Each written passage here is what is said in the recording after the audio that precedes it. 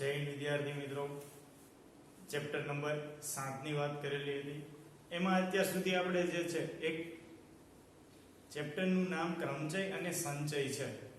એમાંથી પહેલો ભાગ એટલે કે ક્રમચય અત્યાર સુધી આપણે ભણ્યા, જેને ઇંગ્લિશમાં આપણે કહીએ છીએ પરમ્યુટેશન.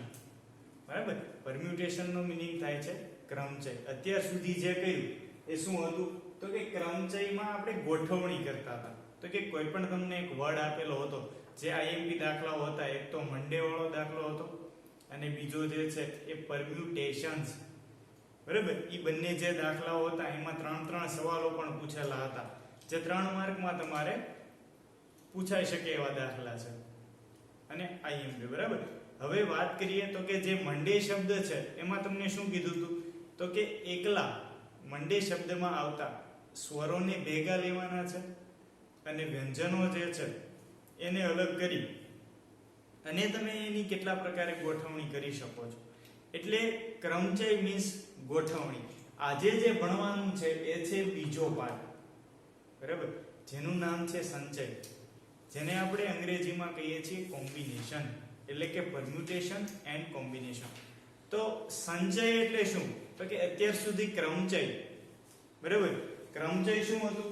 તો કે એ છે એ ગોઠવણી હતી. ક્રમચય શું હતી? તો કે ગોઠવણી.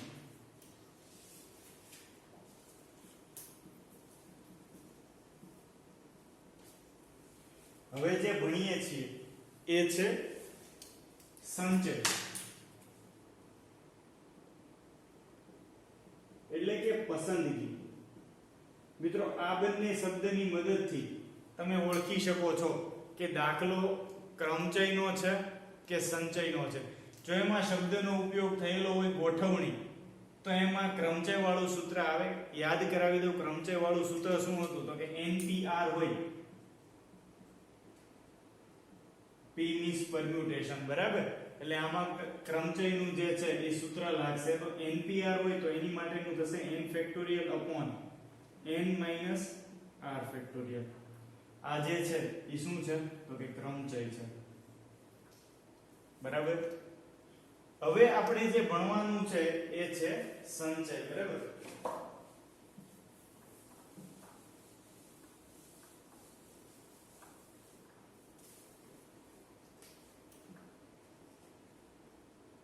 તો કે પહેલા ક્રમચય લખીએ અને અહીંયા આગળ સંચય લખીએ. બંનેમાં અલગ અલગ શું છે ને એ તમને જણાવું છું. બરાબર, સૌથી પહેલા તો કે ક્રમચય શું હતું? તો કે ક્રમચયમાં આપણે હમણાં કીધું એમ કે ક્રમચય છે એમાં આવે છે ગોઠવણી. બરાબર, જ્યારે સંચયમાં આવે છે પસંદગી.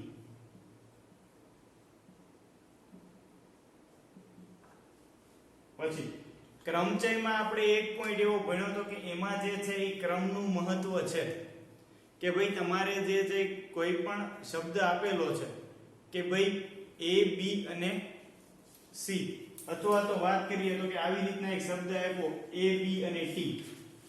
આમાં તમારે ક્રમ મહત્વનો કે ભાઈ આમાં અર્થસભર. એમાં પણ બે શબ્દ હતા, એક છે અર્ધસભર અને એક છે એ છે અર્થરહિત. હવે તમને આ પ્રકારનો એક શબ્દ આપેલો હોય અને એમ કીધું હોય કે અર્થસભર તમારે જે છે એ શબ્દોની ગોઠવણી કરવાની છે, તો આમાં તમારે ક્રમ મહત્વનો રહી શકે. શું કામ? તો કે અર્થસભરનો મીનિંગ થાય છે એનો કંઈક અર્થ નીકળતો હોય. તો A, B અને T એમાંથી કોઈ પણ તમે શબ્દ બનાવો તો તમારે BAT બેટ બનાવવું પડે. બરાબર, અથવા તો પછી જો આનો કંઈક અર્થ નીકળે છે બીજું, તો કે જો આ અર્થ થઈ જાય પણ એનો કોઈ અર્થ નીકળતો નથી, એટલે શું થશે? તો કે અર્થસભર તમને કીધું હોય ત્યારે આવી રીતે જ એની ગોઠવણી થાય છે. અર્થસભર, અર્થરહિત કીધું હોય તો તમે કોઈ પણ રીતે જે છે એ આને ગોઠવી શકો છો. ખ્યાલ આવી ગયો? હવે એની પછી વાત કરીએ તો કે ક્રમચયમાં આપણે કેવા કેવા પ્રકારના ઉદાહરણો લીધા. અહીંયા આગળ લખી નાખીએ કે ભાઈ વસ્તુઓનો જે ક્રમ છે, વસ્તુ કે મૂળાક્ષર કે વ્યક્તિ નો ક્રમ મહત્વનો છે.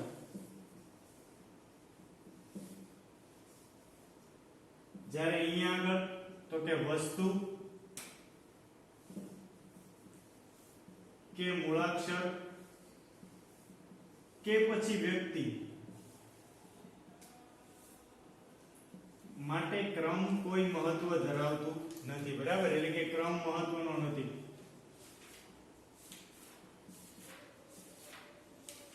તો કે ક્રમચયમાં આપણે કેવા પ્રકારના ઉદાહરણો લીધા હતા?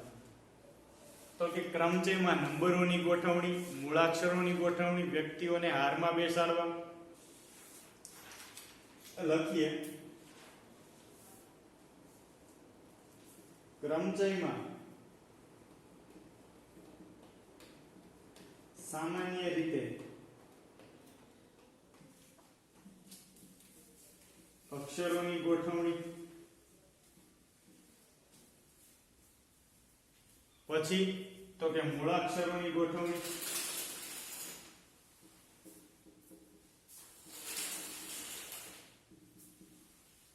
પછી તો કે વ્યક્તિઓને હારમાં બેસાડવા,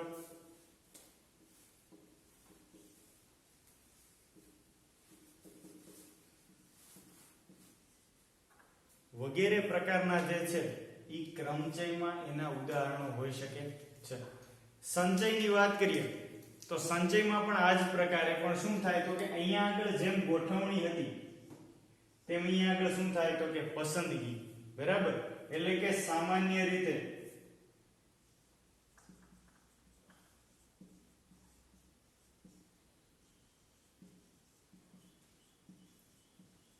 વ્યક્તિની પસંદગી, પછી તો કે કોઈ પણ મૂળાક્ષરોમાં સ્વર અથવા વ્યંજનોની પસંદગી. બરાબર, પછી તો કે પત્તા છે. બરાબર, તો તાશના પત્તાની વાત કરીએ તો એમાંથી પણ કીધું હોય. આમાં કેવા પ્રકારના પૂછી શકે તો કે 52 પત્તાની જે થોકડી છે, બરાબર, એમાંથી તમે ધારો કે રાજાની પસંદગી કેટલા પ્રકારે તમે કરી શકો છો. તો ટોટલ પત્તા કેટલા થયા આપણી પાસે તો કે 52 પત્તા. 52 પત્તામાંથી રાજા કેટલા હોય તો કે 4. બરાબર, તો આવી રીતે જે છે એની તમે પસંદગી કરી શકો છો. વ્યક્તિની પસંદગી, પછી તો કે પત્તાની પસંદગી,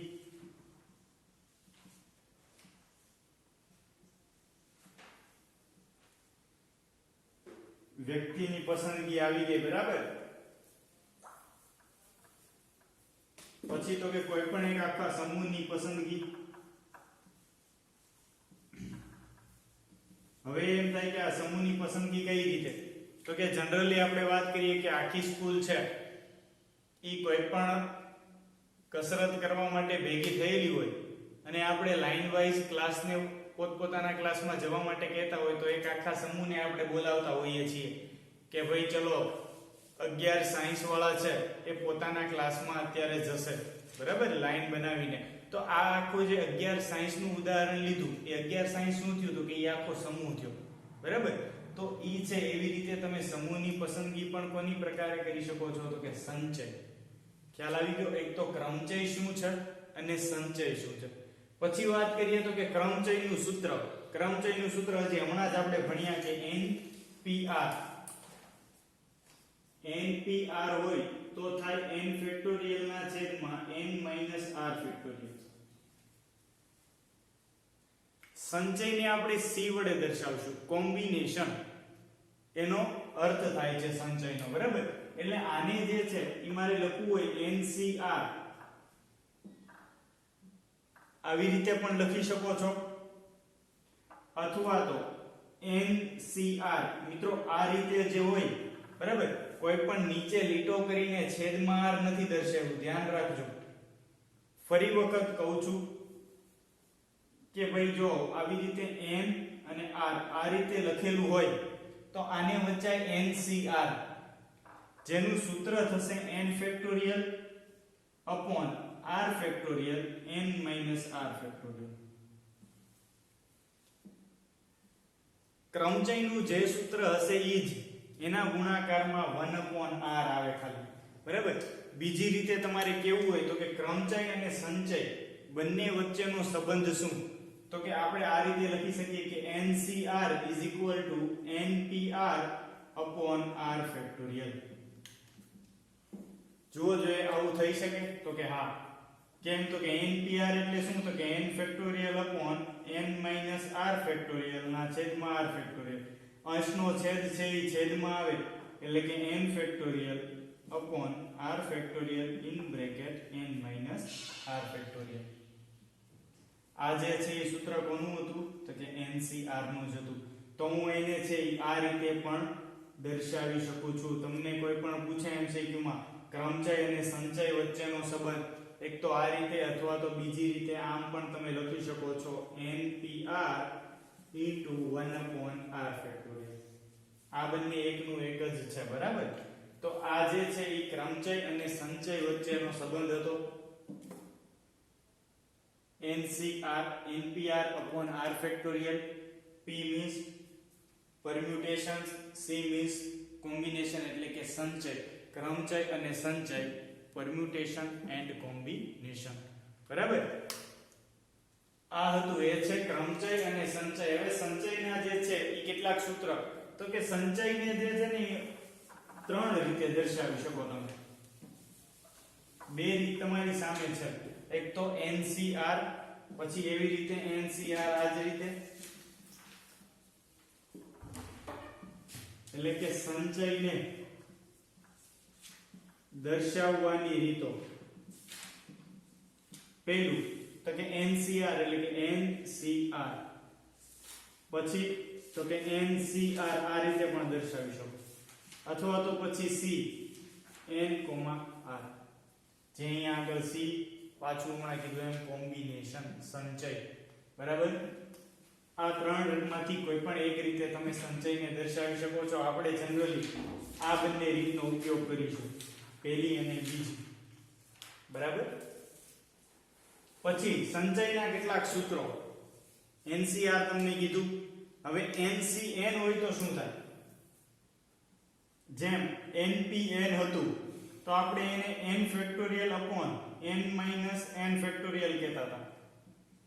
n factorial upon 0 factorial. 0 factorial એટલે 1, તો આ થાય n ફેક્ટોરિયલ. એવી જ રીતે NCN હોય તો શું થાય, તો કે NCN એટલે કે n factorial upon n minus n factorial. n factorial upon n factorial 0 factorial. 0 factorial એટલે 1 થાય. અહીંયા 0 કરીને છેદ 0 અને આખું પદ અવ્યાખ્યાયિત નથી કરવાનું. બરાબર. કારણ કે આપણને ખ્યાલ છે કે કોઈ પણના છેદમાં 0 આવે, અંશ કાંઈ પણ હોય, છેદ 0 આવે તો આખું પદ જે છે એ કેવું થઈ જાય, તો કે અવ્યાખ્યાયિત થઈ જાય. n factorial upon n factorial 0 factorial. 0 factorial means 1, તો n factorial upon n factorial એટલે જવાબ આવશે 1. ખ્યાલ આવી ગયો. તો આ પ્રકારનું જે છે ઈ NCN હંમેશા શું આવશે, તો કે 1 આવે છે. એની પછી તો કે NC n minus R factorial હોય તો શું થાય, NC n minus R factorial. તો આની માટેનું સૂત્ર થશે n ફેક્ટોરિયલ પછી R ફેક્ટોરિયલ એટલે કે n minus R ફેક્ટોરિયલ અને પાછું આ એટલે કે n minus R ફેક્ટોરિયલ એટલે n plus R ફેક્ટોરિયલ. તો શું થાય, n ફેક્ટોરિયલ ના છેદમાં n minus R factorial plus minus n cut થઈ જાય, વચ્ચે ખાલી R ફેક્ટોરિયલ એટલે કે NC n minus R factorial. બરાબર. આ જે છે એ આવી રીતનું સૂત્ર થઈ જાય છે. તો એટલા સૂત્ર ભણ્યા. હજી એક છે એ છે NCA is equal to NCB હોય એટલે કે NCA is equal to NCB હોય તો આને તમે A is equal to B લખી શકો છો. એટલે કે A is equal to B. આનો ઉપયોગ આપણે બે દાખલામાં કરશું આગળ. બરાબર. એટલે ધ્યાનથી જોજો. તમને આવા પ્રકારના દાખલાઓ MCQ માં પૂછી શકાય છે વધારે, બરાબર. NCA NCB હોય તો આપણે A B લખી શકીએ છીએ, અથવા તો A + B છે ને આ બંનેનો સરવાળો n બરાબર થાય છે એમ પણ કહેવાય. ખ્યાલ આવી ગયો? A B પણ લખી શકાય, પછી તો કે A + B n પણ તમે લખી શકો છો. તો એટલા જે છે એના સૂત્રો હતા, એટલા સૂત્રો ભણ્યા. હવે આપણે સ્વાધ્યાય પર જવું છે, તો ચલો સ્વાધ્યાયનો પહેલો દાખલો જોઈએ. સ્વાધ્યાય 7.4.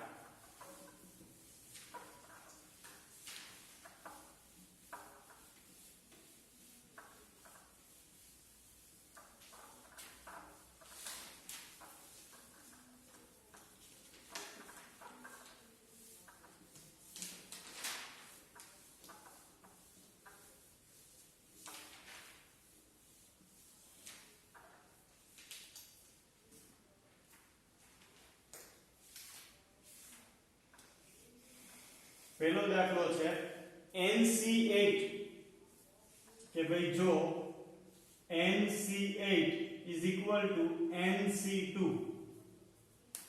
હોય તો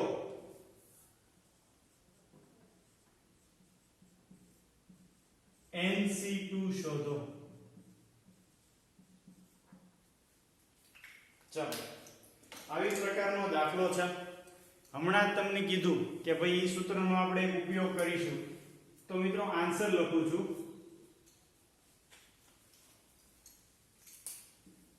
કે અહીં NC8 NC2 આપેલ છે, તો આપણે જાણીએ છીએ કે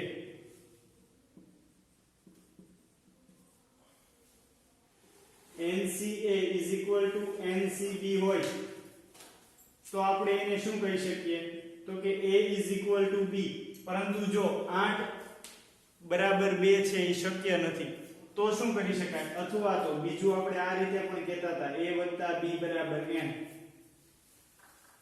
A + B = n આ તમે લાગુ કરી શકો છો. તેથી NC8 NC2 માં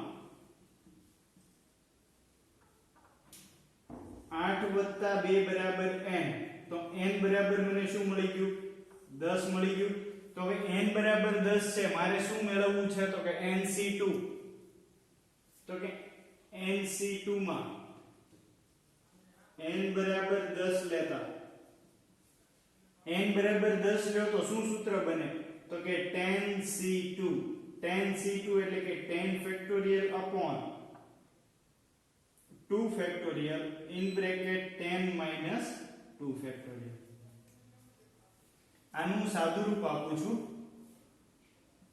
10C2 10 ફેક્ટોરિયલ ને હું 10 into 9 into 8 ફેક્ટોરિયલ કહીશ. અહીંયા આગળ આ 2 factorial in bracket 10 minus 2 8 factorial. 8 factorial જે છે એ કટ થઈ જશે. 2 ફેક્ટોરિયલ means 2. 2 આની સાથે કટ થાય 5. બરાબર, એટલે આન્સર આવે 5 into 9 45. 10p2 જેનો આન્સર જે છે એ મને કેટલો આવે છે? 45 આવે છે. સાવ સહેલા કહી શકાય એવા દાખલાઓ છે. બરાબર, ફરી વખત તો કે જો અહીંયા આગળ A + B મેં એમ કીધું. A એટલે 8, B એટલે 2, 8 ને 2 10, n મને 10 મળી ગયા, એટલે અહીંયા જગ્યાએ NC2 એટલે કે 10C2. બરાબર, એમાં મેં કિંમત મૂકી, સૂત્ર એપ્લાય કર્યું n factorial upon r factorial n minus r factorial. સૂત્રમાં કિંમત મૂકેલી હતી, સાદું રૂપ આપ્યું 10 × 9 × 8 ફેક્ટોરિયલ લખી શકું છું. શા માટે? તો કે અહીંયા પણ જો 8 ફેક્ટોરિયલ થવાનું છે માટે 8 ફેક્ટોરિયલ કટ થઈ જાય, 2 ફેક્ટોરિયલ એટલે 2, 10 છે એટલે કે આગળ 5 × 9 45 બરાબર. આ જે છે એ હતો પહેલો દાખલો. એની પછી વાત કરીએ તો દાખલા નંબર 2 ની.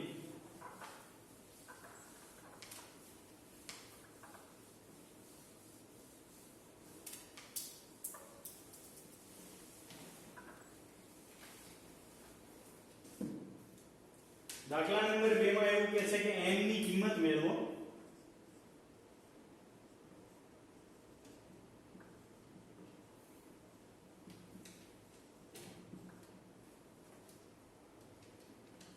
ટુ nc3 જેમ nc3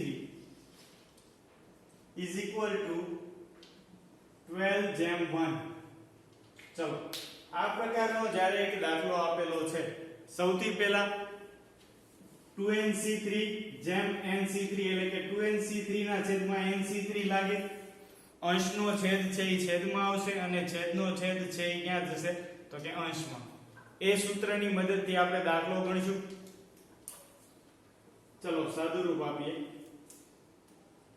2nc3 upon nc3 is equal to 12 upon 1. 2nc3 એટલે કે 2n ફેક્ટોરિયલ ના છેદમાં 3 factorial in bracket 2n minus 3 factorial આખાના છેદમાં n factorial upon 3 factorial n minus 3 factorial is equal to 12 1. હવે તમે આને જે છે ઈ અંશનો છેદ છેદમાં અને છેદનો છેદ છે ઈ અંશમાં, એટલે કે આને તમે શું કરી શકો તો કે આને ઉલટાવીને આના ગુણાકારમાં લખી શકો. જો આ રીતે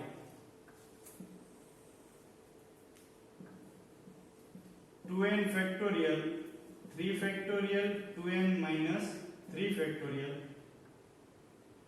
ઇન્ટુ આવી રીતે 3 factorial n minus 3 factorial upon n factorial 12 અને અહીંયા આગળ જે છે 1. હવે તમે શું કરશો જુઓ જોઈએ તો કે અહીંયા આગળ 3 ફેક્ટોરિયલ કટ થાય એમ છે. 2n છે એટલે એની માટે તમે શું કરી શકો તો કે 2n 2n - 1 2n - 2 2n - 3 factorial બરાબર. એવી જ રીતે અહીંયા આગળ જો 2n - 3 ફેક્ટોરિયલ છે ઈ કટ થઈ જાય. જો 2n 2n - 1 2n - 2 2n - 3 factorial ના છેદમાં 2n - 3 ફેક્ટોરિયલ ઇન્ટુ અહીંયા આગળ n - 3 ફેક્ટોરિયલ છે તો નીચે n n - 1 n - 2 n - 3 factorial લખી શકું. અહીંયા આગળ 12 ના છેદમાં 1 2n - 3 2n - 3 cancel, n - 3 n - 3 cancel, બચ્યું શું તો કે 2n 2n - 1 2n - 2 ના છેદમાં n n - 1 n - 2 is equal to 12 upon 1. હવે તમે શું કરશો વિચારો જોઈએ. સાવ સિમ્પલ જે છે એ સાદુરૂપ આપવાનું છે. આ બધાને અંદર મલ્ટીપ્લાય કરો, સાદુરૂપ આપો બરાબર, એટલે તમને એનો આન્સર મળી જશે. ખ્યાલ આવી ગયો. ફરી વખત આખો દાખલો જોઈ લઈએ તો કે 2nc3 જેમ nc3 is equal to 12 જેમ 1 આવ્યું. 2nc3 જેમ છે એટલે એના છેદમાં લખી શકું છું, અહીંયા પણ જેમ છે એટલે એના છેદમાં લખી શકું છું. 2n ફેક્ટોરિયલ ના છેદમાં 3 ફેક્ટોરિયલ into 2n - 3 ફેક્ટોરિયલ. એવી જ રીતે અહીંયા આગળ n factorial n - r factorial into r factorial. ઈ સૂત્ર એપ્લાય કર્યું. આ જે છે અંશનો છેદ છેદમાં આવે, છેદનો છેદ અંશમાં આવશે, એટલે મેં આને ઉલટાવી નાખેલું છે જો બરાબર. એવી રીતે એના ગુણાકારમાં હું લખી શકું છું. અહીંયા આગળ 12 ના છેદમાં 1 as it is 2n 2n - 1 2n - 2 2n - 3 factorial. આવું કરવાની જરૂર કેમ પડી તો કે જુઓ છેદમાં શું છે તો કે 2n - 3 ફેક્ટોરિયલ. એની સાથે જે છે એ કટ થઈ જાય એટલા માટે મેં એવી રીતે લખેલું છે. સેમ અહીંયા પણ એ જ રીતે હું કરીશ. તો કે n-3 ફેક્ટોરિયલ અંશમાં છે તો હું શું કરીશ તો કે n ફેક્ટોરિયલ છે એને હું n-1 n-2 અને n-3 ફેક્ટોરિયલ કહું એટલે કે n-3 ફેક્ટોરિયલ અને n-3 ફેક્ટોરિયલ કેન્સલ થઈ જાય ઈ બંને કેન્સલ કરેલા છે જે બચ્યું છે ઈ આવી રીતે આ પદ અને અહીંયા 1/n આવી રીતે આ પદ લખવું પડે એની જગ્યાએ મેં સીધું આના છેદમાં જવા દીધેલું છે હવે શું કરવાનું છે તો કે આ બધાનો છે ને એ તમારે ગુણાકાર કરવાનો છે ગુણાકાર કરો બરાબર એટલે તમને ખ્યાલ આવશે કે આનું શું થાય તો કે જો 2 * 2 આની સાથે એટલે કે 2n - 1 2n આની સાથે મલ્ટીપ્લાય થાય આની સાથે જે જવાબ આવે એ આખા કાઉન્ટ સાથે આની બરાબર એવી રીતે મલ્ટીપ્લાય કરી અને તમારે n ને સૂત્રનો કરતા બનાવવાનો અને જવાબ મેળવવાનો રહેશે ખ્યાલ આવી ગયો તો આ હતો એ છે બીજો દાખલો બરાબર n ને ખાલી સૂત્રનો કરતા બનાવો અને જવાબ મેળવવાનું છે એવી જ રીતે આ દાખલામાં એટલે દાખલા નંબર 2 માં બીજો દાખલો જે છે ઈ આ જ પ્રકારે છે જ્યારે n ની અને અહીંયા આગળ r ની કિંમતો ફેરવેલી છે ત્રીજો દાખલો છે ઈ સાવ સહેલો અને એક જ સ્ટેપમાં જવાબ આવી જાય એવો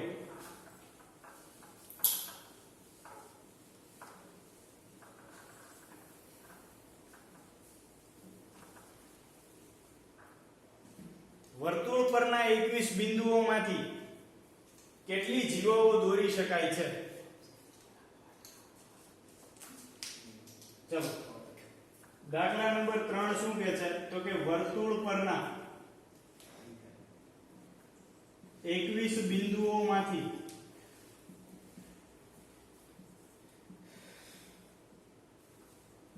કેટલી જીવા દોરી શકાય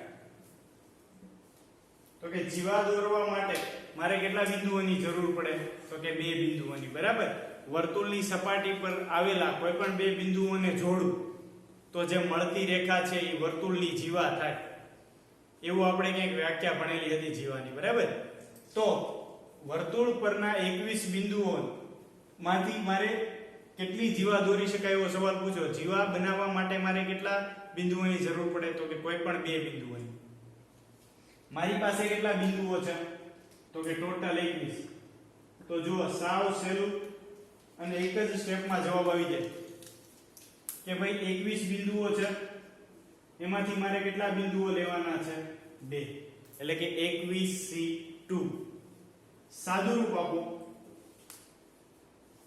21c2 એટલે કે 21 ફેક્ટોરિયલ ના છેદમાં 2 factorial in bracket 21 - 2 factorial 21 factorial ના છેદમાં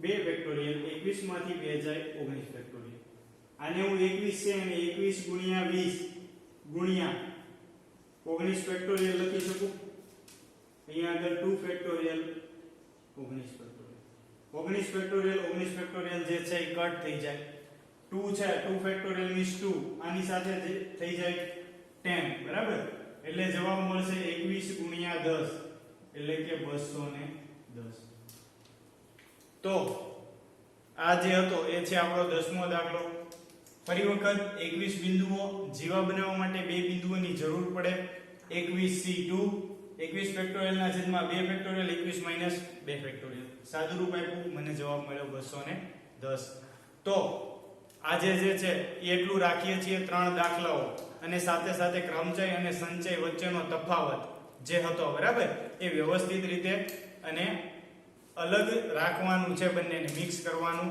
નથી તો આજનો લેક્ચર અહીંયા રાખીએ છીએ ફેસબુકમાં લખી નાખજો જય હિન્દ જય ભારત